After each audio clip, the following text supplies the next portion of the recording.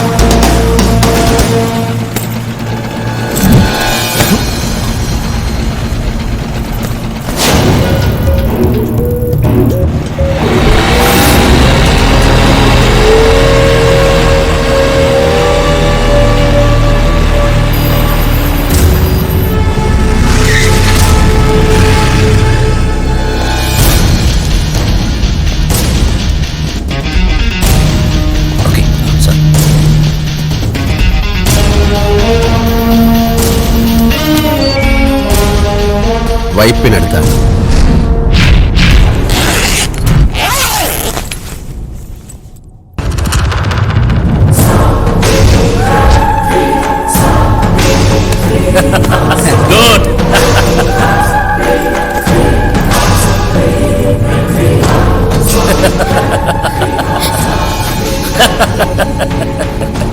എന്റെ അച്ഛന്റെ കയ്യിൽ പണമില്ല, ഒരു ചില്ലി കാശ് നിങ്ങൾക്ക് കിട്ടില്ല എന്നൊക്കെ പറഞ്ഞിട്ട് ഇപ്പൊ എന്തായടേ?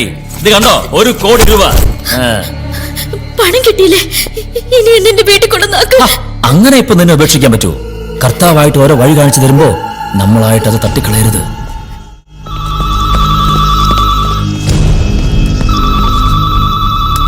ഹലോ, പണം കിട്ടി. പെൺകുട്ടി, എന്റെ ഡിമാൻഡ്സ് കഴിഞ്ഞിട്ടില്ല. This is cheating.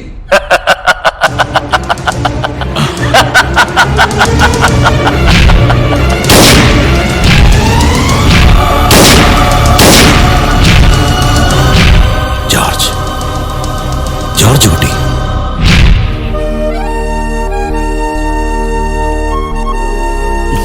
ഞാനും കണ്ടത്.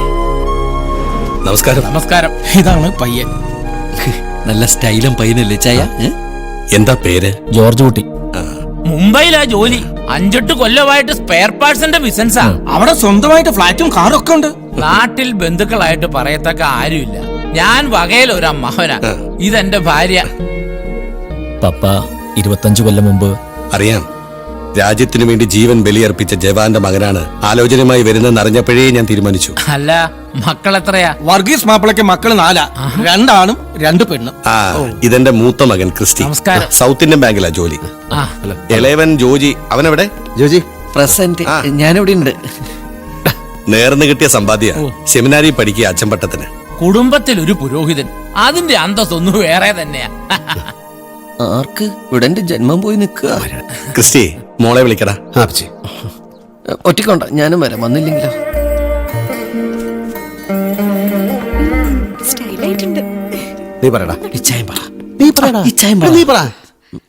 ഇത്രയൊക്കെ ഒരുങ്ങിയാ മതി കേട്ടോ. കൂടുതൽ സുന്ദരിയായ പിന്നെ ഈ കല്യാണം നടക്കില്ല. അതെന്താ? ചെറുക്കന് മാച്ച് ആവില്ല. ഇച്ചേന ആളെ കണ്ടോ? പിന്നെ കണ്ടില്ലേ? നീ പറഞ്ഞു കൊടുക്ക. നീ പറഞ്ഞു കൊടുക്ക. അതെ, അത് ഒരു കണ്ണ് ഇങ്ങനെയാ, പിന്നെ മുടിയില്ല. കാക്കക്കർമ്മനാണെങ്കിലും ചുണ്ടിന് നല്ല ചോപ്പുണ്ട്. പിന്നെ നടക്കുമ്പോഴുള്ള മുടന്നുണ്ടല്ലോ. ഇച്ചേത് ആക്സിഡന്റിൽ വന്ന പോളിയാണോ അതോ? ആക്സിഡന്റിലല്ലേ ചെവി പോയത്? പിന്നെ എന്തായാലും പൂത്ത കാശ. അതുകൊണ്ട് അപ്പച്ചൻ കല്യാണത്തിന് വാക്ക് കൊടുത്തത്. നീ വിഷമിക്കണ്ട മോളെ, വിധിച്ചതല്ലേ നടക്കൂ. ഇച്ചയ, എന്താ വല്ല കുട്ടികളെ പോലെ? ഇദ്ദേഹം എന്റെ അനിയനാ, കൊച്ചുതോമ, വില്ലേജ് ഓഫീസറാ. ഞാൻ മിലിറ്ററിയിലായിരുന്നപ്പോ അമ്മയില്ലാത്ത എന്റെ 4 മക്കളെയും കല്യാണം പോലും കഴിക്കാതെ പൊന്നുപോലെ നോക്കി വളർത്തിയത് ഇവനാ.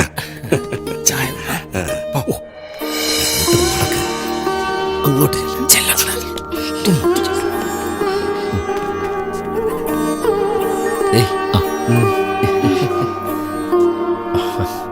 നോക്ക്. ചക്കനെ സൂക്ഷിച്ചു നോക്ക്. നോക്കാൻ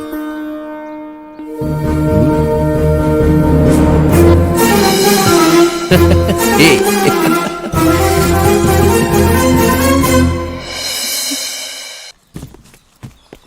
നിനക്ക് പ്രമോഷൻ ആയെന്ന് കേട്ടപ്പോ സന്തോഷം തോന്നി. പക്ഷേ പോസ്റ്റിംഗ് ബോംബെയിലാണെന്ന് അറിഞ്ഞപ്പോ ഈ പ്രമോഷൻ വേണ്ടെന്ന് വെച്ചാൽ യാത്ര ഒഴിവാക്കായിരുന്നല്ലേ തോമ? നിന്നെ പിരിഞ്ഞിരിക്കാനുള്ള വിഷമം കൊണ്ട് പറയുന്ന അച്ഛൻ. ദേ ഒരു പട്ടാളക്കാരൻ നിസ്സാര കാര്യത്തിന് തളരാൻ പാടില്ല. 2 വർഷം കഴിഞ്ഞാൽ എനിക്ക് ഇങ്ങോട്ട് തന്നെ തിരിച്ചു വരാമല്ലോ, ബ്രാഞ്ച് മാനേജറായിട്ട്. ഇച്ചായ ഇത് കണ്ടാ, ഈ കുടുംബത്തിലുള്ള സകല വട്ടിയും ചട്ടിയും മുഴുവൻ മുംബൈക്ക് കയറ്റിവിടെ ഇവള്. അയ്യോ ഇതെല്ലാം അത്യാവശ്യം വേണ്ട ചില വീട്ടു സാധനങ്ങളാ. എന്തിനാ മോളെ ഇതൊക്കെ? താമസ സ്ഥലം ശരിയാണെന്ന് പറഞ്ഞാൽ ഞാൻ ജെസ്സിയുടെ ഫ്ലാറ്റിലല്ലേ. എന്റെ ജയ ഇതെല്ലാം ചേച്ചിക്ക് കൊടുക്കാനുള്ളതാ. നീ വണ്ടിയിലോട്ട് ട്രെയിൻ എന്റെ പാട്ടിന് പോകും. സമയമായിരുന്നു. പോയിട്ട് ആ. പിന്നെ ചായ സോഫിയ കാണാനുള്ള സമയം മറക്കണ്ട. അപ്പച്ചൻ കേട്ടിട്ടില്ല. ആ അപ്പച്ചൻ കേട്ടു. ഓ, ഇവന്റെ കല്യാണം നിന്റെ കാർമ്മികത്യത്തിൽ നടത്തണമെന്നാ എന്റെ ആഗ്രഹം. എന്റെ കർത്താവേ, ലോകത്ത് എവിടെ പള്ളിപ്പെരുന്നാളുണ്ടെങ്കിലും കോഴിക്ക് കിടക്കപ്പുറത്തില്ല എന്ന് പറഞ്ഞ പോലെ അപ്പച്ചൻ ഇങ്ങനെ ഓരോന്ന് ആഗ്രഹിച്ച് പ്രാർത്ഥിച്ച് നേർന്ന് ഞാനൊരു നേർച്ച കോഴിയെ പോലെയായി. ആ, പിന്നെ ചയ മുംബൈയാണ്. ഒരുപാട് ഡിസ്കോത്തിക് ബാറുകളും റെഡ് സ്ട്രീറ്റ് ഉള്ള നാടാണ്. Control yourself, be a man, okay? നിനക്കെങ്ങനെ അറിയാം അവിടെ റെഡ് സ്ട്രീറ്റ് ഉണ്ടെന്ന്? സെമിനാരിൽ പഠിപ്പിച്ചിരുന്നു. എന്ത്? പാപത്തിന്റെ വഴിയാണ്, ആ വഴിക്ക് പോകരുതെന്ന്. എന്നാടാ പോടാ.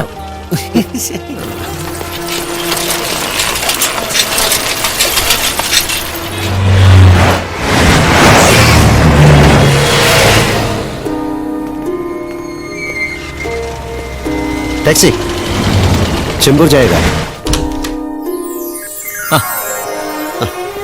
അളിയനൊന്ന് നേരത്തെയാണല്ലോ. ഇന്ന് സാറ്റർഡേ അല്ലേ? ഓ ഞാനതങ്ങ് മറന്നു. ജെസ്സി, അളിയൻ അന്തേരിൽ തന്നെ ഒരു ഫ്ലാറ്റ് റെഡിയാക്കിയിട്ടുണ്ട്. തിങ്കളാഴ്ച കീ കിട്ടും. അത് നന്നായി. ബാങ്കിൽ പോയി വരാൻ എളുപ്പമാ.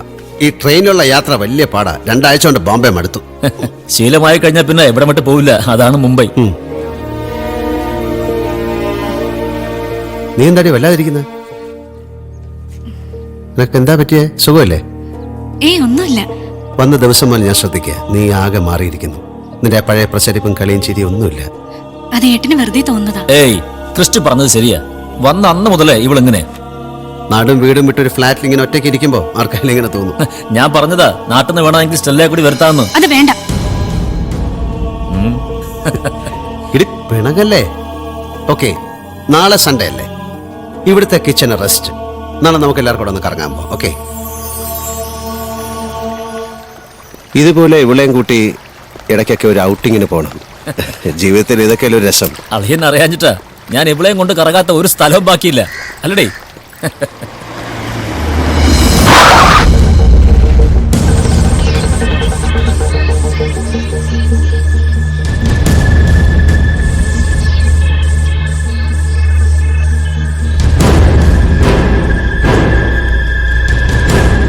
चलो रे, पंछी खड़ा है.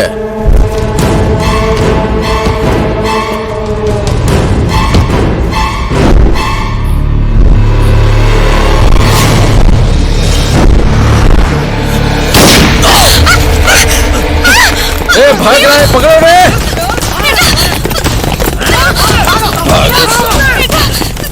നീ ഫ്ലാറ്റിലോട്ട് പോകോ. നീ ഫ്ലാറ്റിലോട്ട് പോകാൻ.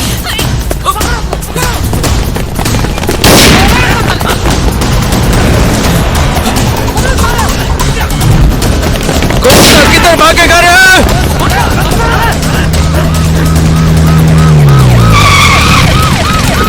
Control room.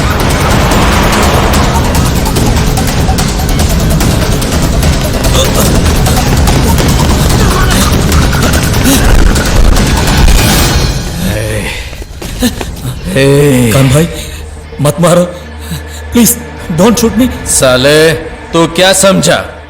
करीम लाला चदिचटे, मुंबई में तू जिंदा रह सकता क्या? कान भाई तेरे को लाला जी के पास जिंदा लाने को कहा है. जीवन उड़ा. आज के बाद कोई मासूम लड़की को बेच के धंधा नहीं करेगा तू. ए पकड़ो साले.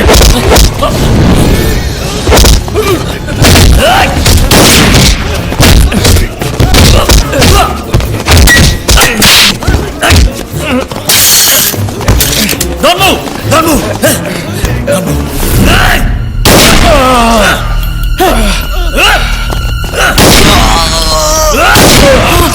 കരിംലാല അവന് വേണ്ടി നിനക്കൊക്കെ ചാവണ യോഗം.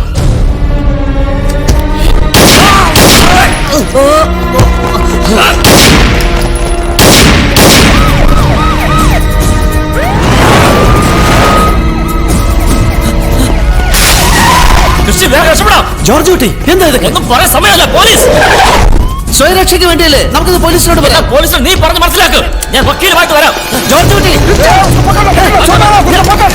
Don't move.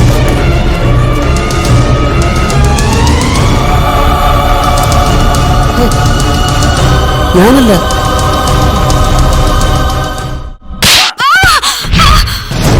അതേടി, ഞാൻ ചെയ്ത കുറ്റത്തിന് തന്നെയാണ് നിന്റെ ഏട്ടൻ ജയിലിലായത്. എന്റെ ബിസിനസിന് നിന്റെ ഏട്ടൻ മുംബൈയിൽ ഉണ്ടാവാൻ പാടില്ല. നിങ്ങളൊരു ചതിയനാ. ഇത്രയും കാലം നിങ്ങളെ പേടിച്ചിട്ട് ഞാൻ ഏട്ടനോട് പോലും ഒന്നും പറയാതിരുന്നത്. എടീ, ഇനി ഞാൻ എല്ലാം വിളിച്ചു പറയും. നിങ്ങളൊരു വൃത്തികെട്ട പിമ്പാണെന്ന്. സ്വന്തം ഭാര്യ പോലും. ഛേ! എന്റെ അപ്പച്ചി എല്ലാം അറിയട്ടെ. നിൽക്കാൻ. ജെസ്സി, ജെസ്സി നിന്നോടാ പറഞ്ഞത്.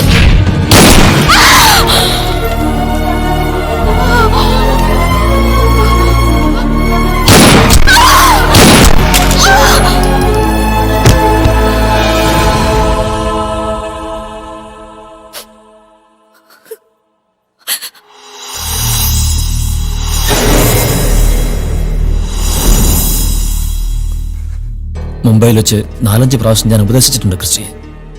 കൂട്ടുകെട്ടുകൾ ക്രിസ്റ്റിയെ വഴിതെറ്റിക്കുകയായിരുന്നു. ഏതോ മയക്കുമരുന്ന് മാഫിയ സംഘങ്ങളുമായിട്ടുള്ള കശപശയ. ക്രിസ്റ്റിയോട് പകവെട്ടാൻ വന്നതാണവർ. അവസാനം നഷ്ടപ്പെട്ടത് എനിക്കാ. എന്റെ ജെസ്സിയെ. അപ്പച്ചി, ഇച്ചേന് വേണ്ടി നല്ലൊരു അഡ്വക്കേറ്റിനെ ഏർപ്പാടാക്കണ്ടേ? എന്തിനാ? തെറ്റ് ചെയ്തവൻ ശിക്ഷ അനുഭവിക്കണം. അങ്ങനെ പറയരുത് ചേ. പിന്നെ ഞാൻ എങ്ങനെ പറയണം? അവൻ കാരണം എനിക്ക് നഷ്ടപ്പെട്ടത് എന്റെ മോളെയാ. എനിക്കിനി കാണണ്ടവനെ. മുംബൈ ആർദർ റോഡ് ജയിലിൽ റിമാൻഡ് ചെയ്യപ്പെട്ട എന്നെ ജാമ്യത്തിലിറക്കാനോ കേസ് നടത്താനോ നാട്ടിൽ നിന്ന് ആരും വന്നില്ല. പക്ഷെ ജയിലിൽ എന്നെ കാണാൻ ഒരാൾ വന്നു. കരീം ലാല.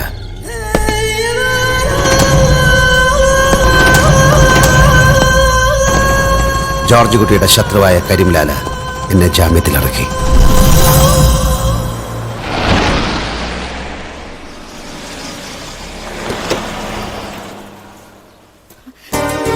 അപ്പച്ചി, ഇച്ചയും മോളെ, ഇച്ചയും.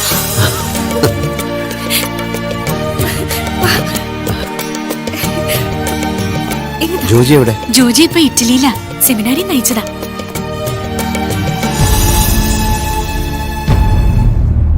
അപ്പച്ചി, നീ എന്തിനാ ഇങ്ങോട്ട് വന്നത്? ജെസ്സിയുടെ വേർപാടിന്റെ വേദനയിൽ നിന്ന് ഈ കുടുംബം ഇനിയും കരകയറിയിട്ടില്ല. ഇനിയും ദുഃഖിപ്പിക്കാനാണോ നിന്റെ ഈ വരവിന്റെ ഉദ്ദേശം? കോടതിയുടെ മുന്നിൽ ഞാൻ തെറ്റുകാരനാണെങ്കിലും അപ്പച്ചിയുടെ ക്രിസ്റ്റി ഒരു കൊലപാതകയായി മാറുമെന്ന് അപ്പച്ചി കരുതുന്നുണ്ടോ?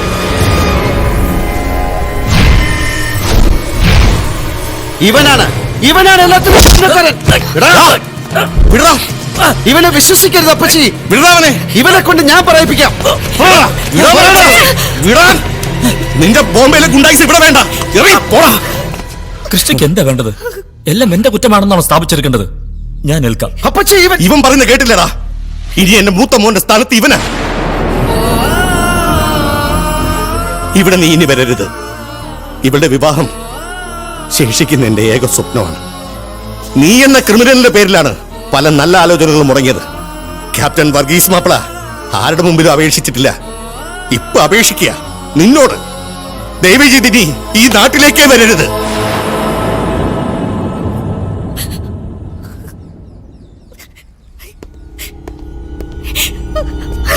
മോളെ, നീ ഇവനെ സൂക്ഷിക്കണം. നിന്നെ ഇപ്പൊ ഞാൻ വെറുതെ വിടുന്നു. പക്ഷെ നിനക്ക് വേണ്ടി കരീം ലാല കാത്തിരിപ്പുണ്ട്.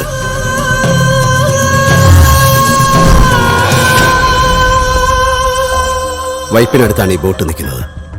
സോ വൈപ്പിനടുത്തുള്ള ഏതോ ബിൽഡിങ്ങിലാണ് പെൺകുട്ടിയെ ഒളിപ്പിച്ചിരിക്കുന്നത്. Come on. എന്റെ അടുത്തേക്ക് വരരുത്.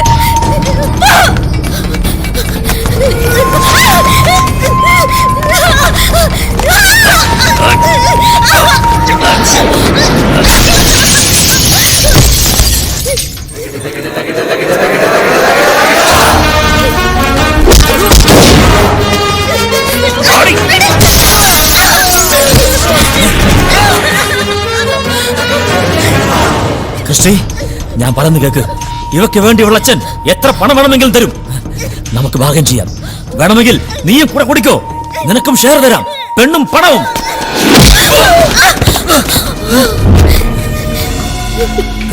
എന്നെ കൊല്ലാൻ കഴിയുമെങ്കിൽ കൊല്ലടാ, കൊല്ല്. കഴിയില്ല നിനക്ക്.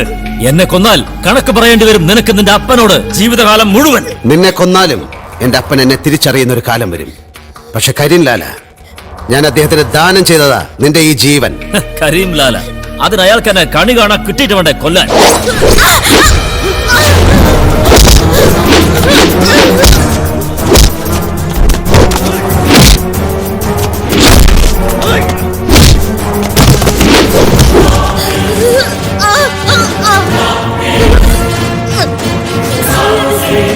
രഞ്ജിത്ത്,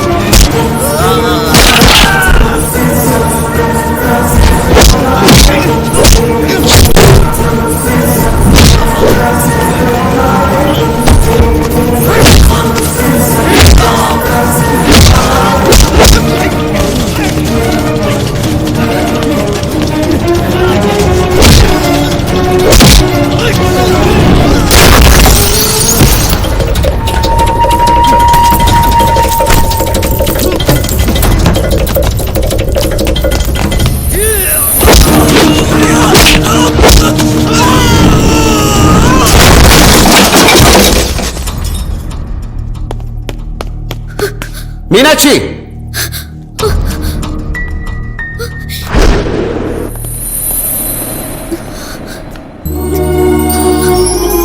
പേടിക്കണ്ട. മീനാക്ഷിയുടെ അച്ഛൻ പറഞ്ഞയച്ചതാ എന്നെ. കം.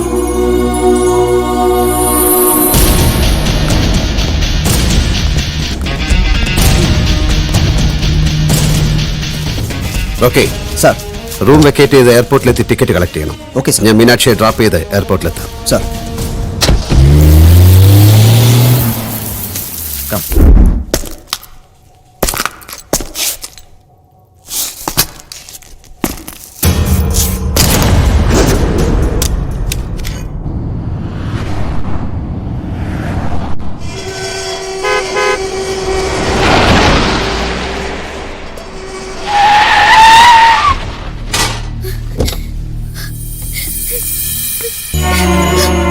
അച്ഛാ, വിജി, ദാ മോളെത്തി. മോളെ.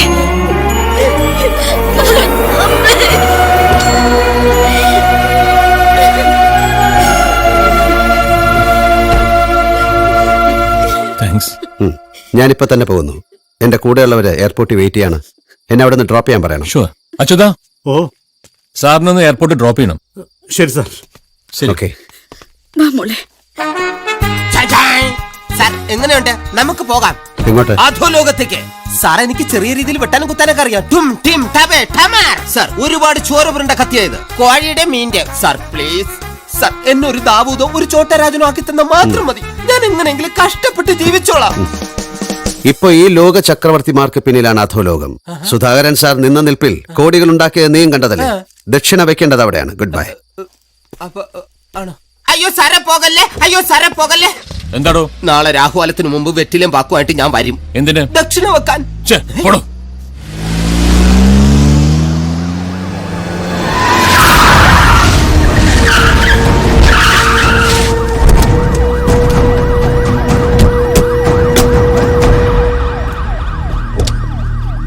യെസ്. ഹോം മിനിസ്റ്റർ മകളെ സുരക്ഷിതമായിട്ട് ഇവിടെ എത്തിച്ചു അല്ലേ? കൺഗ്രാറ്റ്സ്. പക്ഷേ ചെറിയൊരു പ്രശ്നം. അവളെ തട്ടിക്കൊണ്ടായ ജോർജ് കുട്ടിയില്ലേ, അയാൾ കൊല്ലപ്പെട്ടു.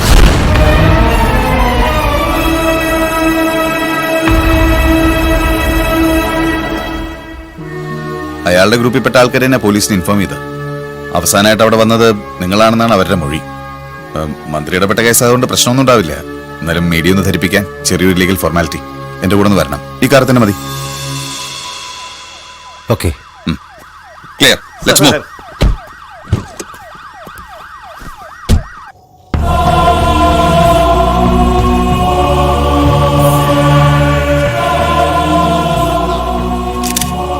പോസ്റ്റ്മോർട്ടം കഴിഞ്ഞ് ബോഡി ഉടനെ തന്നെ ബന്ധുക്കൾക്ക് വിട്ടുകൊടുക്കണം. സർ, മരിച്ചാളുടെ ബന്ധുക്കളാരെങ്കിലും? പ്രായമുള്ള ഒരാൾ വന്നിട്ടുണ്ട്. ചോദിച്ചപ്പോ അപ്പച്ചനാണെന്ന് പറഞ്ഞത്.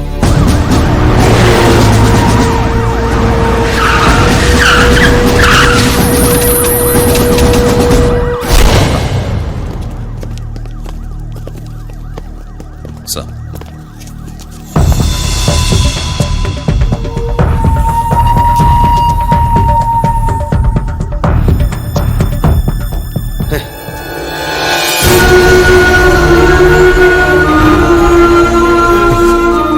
ഒടുവിൽ ഞങ്ങളുടെ ജോർജ് കുട്ടിയെ നീ അപ്പച്ചി, കൊന്നും കൊലവിളിച്ചും ചോര കണ്ട് അറപ്പുമാറിയ നിനക്ക് എന്റെ നെഞ്ചിൽ പോലും കത്തികേറ്റ മടി ഉണ്ടാവില്ല.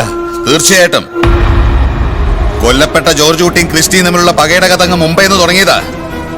അതിന്റെ പേരിലായിരുന്നു ജയിൽ ശിക്ഷ. ക്രിസ്റ്റി ജയിലിൽ നിന്ന് ഇറങ്ങിയപ്പോ ജോർജ് കുട്ടി മുംബൈ വിട്ടു. കാത്തുനിന്ന് നീ നാട്ടിലെത്തി കരുതി കുട്ടി കൊന്നു. അനാവശ്യം പറയരുത്. പിന്നെ എന്തിനാണ് നീ നാട്ടിലെത്തിയത്? വയസ്സായ നിന്റെ ഈ തന്തയ്ക്ക് ഉണ്ട്.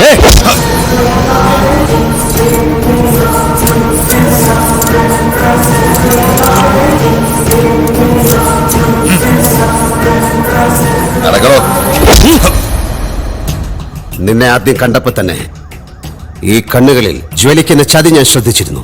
തമ്പി, നിന്റെ തന്തയ്ക്ക് പറക്കാത്ത പറപ്പുകൾ എന്നോട് കാണിച്ചാണ്ടല്ലോ. തൂക്കിയെടുത്ത് വണ്ടി കേട്ടോ.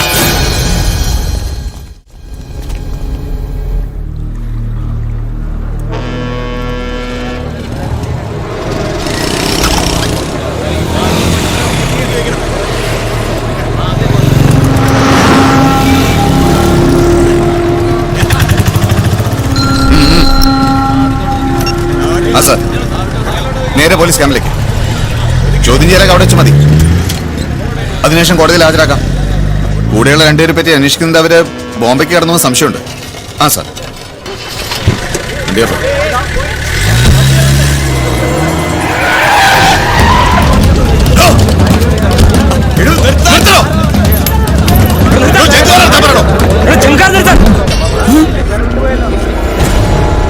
അവനെ ഗൺപോയിന്റ് നിർത്തോ.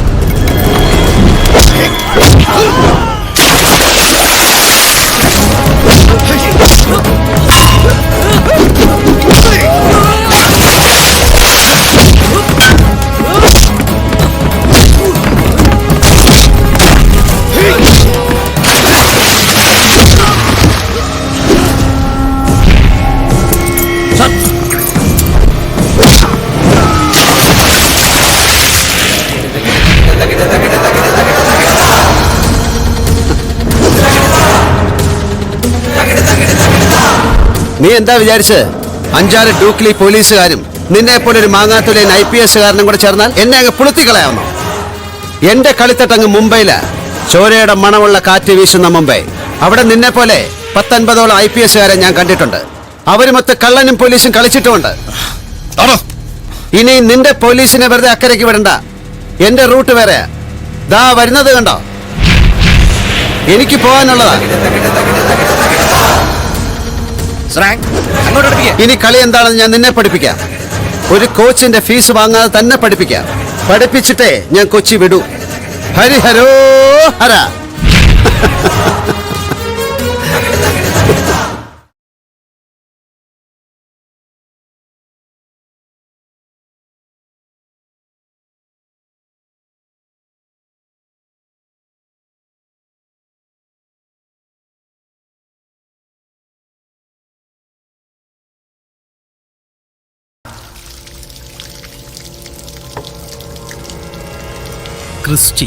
ക്രിസ്റ്റി വർഗീസ് മാപ്പിള. ഇവൻ പാലമറ്റത്ത് ക്യാപ്റ്റൻ വർഗീസ് മാപ്പിളയുടെ മകനാണെന്ന് അറിഞ്ഞപ്പോ സത്യത്തിൽ ഷോക്കായി പോയി. ആ ബന്ധം തിരിച്ചറിഞ്ഞുകൊണ്ടല്ലേ അച്ഛാ അവനെ ആ കൊലക്കേസിൽ കുടുക്കിയത്. അതുകൊണ്ട് തന്നെ ആ കിഡ്നാപ്പിംഗ് കേസ് കൊല്ലപ്പെട്ട ജോർജ് കുട്ടിയുടെയും ക്രിസ്റ്റിയുടെയും നാടകമായിരുന്നു എന്ന് മന്ത്രിയെ പറഞ്ഞ് ധരിപ്പിച്ചതും അവനെ മന്ത്രിയുടെ ആജന്മ ശത്രുവാക്കി മാറ്റിയതും. എന്റെ ഹരി എത്ര പ്രകടിപ്പിച്ചില്ലെങ്കിലും ഒരു അപ്പനും മോനോടുണ്ടാവും ഒരു സോഫ്റ്റ് കോർണർ. ക്രിസ്റ്റി നിന്റെ കസ്റ്റഡിയിലായിരുന്നെങ്കിൽ വർഗീസ് മാപ്പിള നമ്മുടെ അച്ഛന്റെ കാൽച്ചോട്ട് കീഴടങ്ങിയത്. കൊച്ചുതോമ ഏൽപ്പിച്ച പട്ടയത്തിന്റെ രേഖകൾ സഹിതം. ഇനി അവനെ എവിടെ നിന്ന് കിട്ടാനാ? രക്ഷപ്പെട്ട് കാണും മുംബൈക്ക്. ഏയ് അത് ചവിട്ടേറ്റ മൂർഖനാ, തിരിഞ്ഞു കുത്താതെ പോവില്ലവൻ. അവനെ പിടിച്ചകത്തിട്ടില്ലെങ്കിലേ പണി നിനക്ക് എപ്പ കിട്ടിയെന്ന് ചോദിച്ചാ മതി. നീ എന്താ ആലോചിക്കുന്നേ? മുള്ളിനെ മുള്ളുകൊണ്ടെടുക്കണം. ഒരു ഗുണ്ടയെ ഒതുക്കാൻ മറ്റൊരു ഗുണ്ട.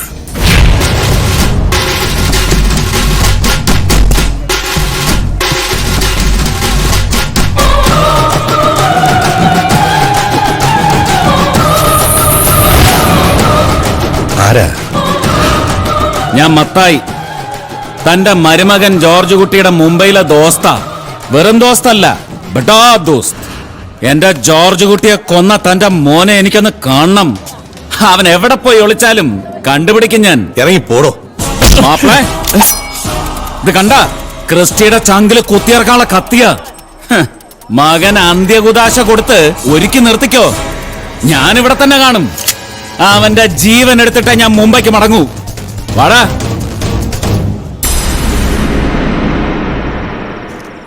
മത്തായച്ചൻ, അങ്ങനെ ഒരു ഫ്രണ്ട് ജോർജ് കുട്ടിക്കുണ്ടായിരുന്നതായി എനിക്കറിയില്ല. എന്തായാലും എൻ്റെ അപ്പച്ചനെ വെല്ലുവിളിച്ചിട്ട് ഇറങ്ങിപ്പോയ അവൻ ആരാണെന്ന് എനിക്കൊന്നറിയണം. എനിക്കൊന്ന് കാണണം.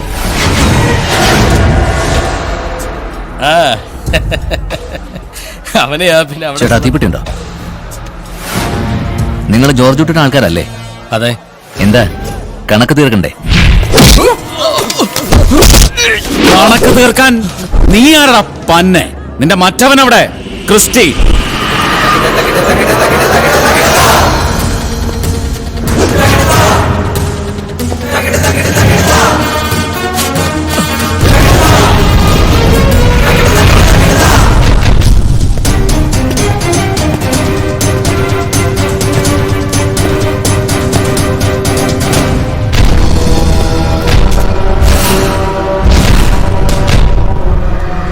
ഞാനാണ് ക്രിസ്റ്റി.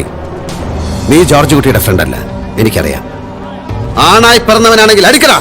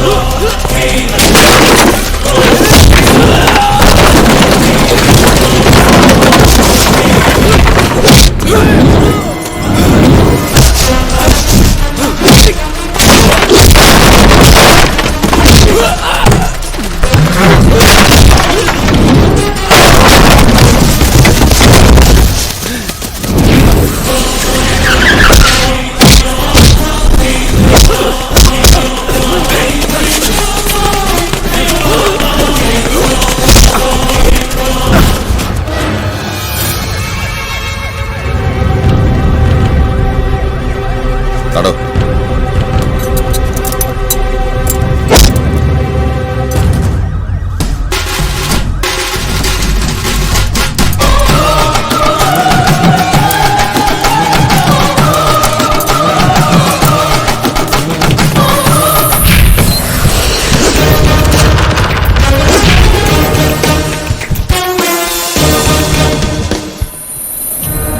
ഡിപ്പാർട്ട്മെന്റിൽ ഗുണ്ട എന്ന അപരനാമമുള്ളയാൾ ഗുണ്ട തന്നെയാ. പോലീസ് ഗുണ്ട. പിടിച്ചുകൊണ്ടുവരാൻ പറഞ്ഞാൽ കൊന്നു കൊണ്ടുവരുന്ന ഇനം. മസൂറിയിൽ IPS ഞങ്ങൾ ക്ലാസ്മേറ്റ്സ് ആയിരുന്നു. അങ്ങ് മുംബൈയില് നീ കണ്ട ഓഞ്ഞ IPSകാരെ പോലല്ല. ഇതുപോലെ ഉഗ്രവിഷമുള്ള സാധനങ്ങളും കേരള പോലീസിലുണ്ട്. എന്തു പറയാനാ സാറേ, ഈ വക സാധനങ്ങളെയൊക്കെ തല്ലിക്കൊല്ലാൻ പറ്റിയ ആൺകുട്ടികളൊക്കെ ഇത്രകാലം ബോംബെയിലല്ലായിരുന്നോ? ഇവിടെ ഉണ്ടായിരുന്നെങ്കിൽ നീ എന്നെ അങ്ങ് ഒലത്തിയന്. അല്ലടാ പൊന്ന 10-15 കൊല്ലം പഴക്കമുള്ള ഈ സർവീസ് റിവോൾവർ കാണിച്ച് എന്നെ പേടിപ്പിക്കല്ലേ സാറേ. ഇത് കണ്ടോ, ഇസ്രായേലിൽ നിന്ന് കടൽ കടന്നു വരുന്ന ലേറ്റസ്റ്റ് വെപ്പൺസ് മാറി മാറി ഉപയോഗിച്ച കൈയാണിത്. ഹരിഹരോ, ഒരു നാടൻ ചൊല്ലുണ്ടല്ലോ, വെടിക്കെട്ടുകാരനെ ഉടുക്ക് കൊട്ടി പേടിപ്പിക്കല്ലേ. നീ പേടിക്കും, നിന്നെ ഞാൻ പേടിപ്പിക്കും.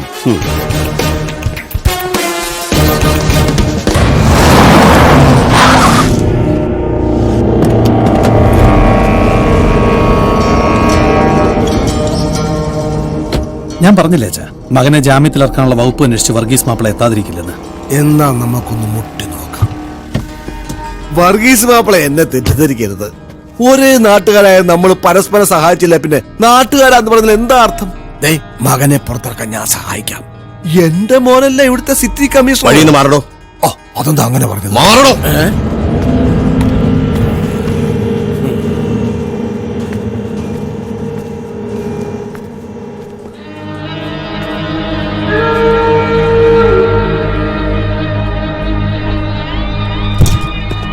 കൺഗ്രാറ്റുലേഷൻ, ഒരു കൊലയാളിയെ കീഴ്പ്പെടുത്തി അകത്തിട്ടതിന്.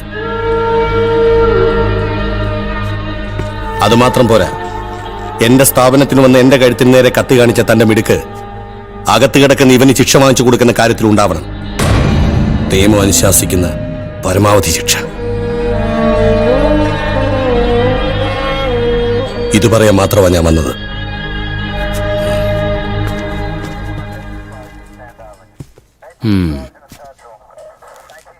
ഇയാളെ അകത്തേക്ക് കൊണ്ടുവാ.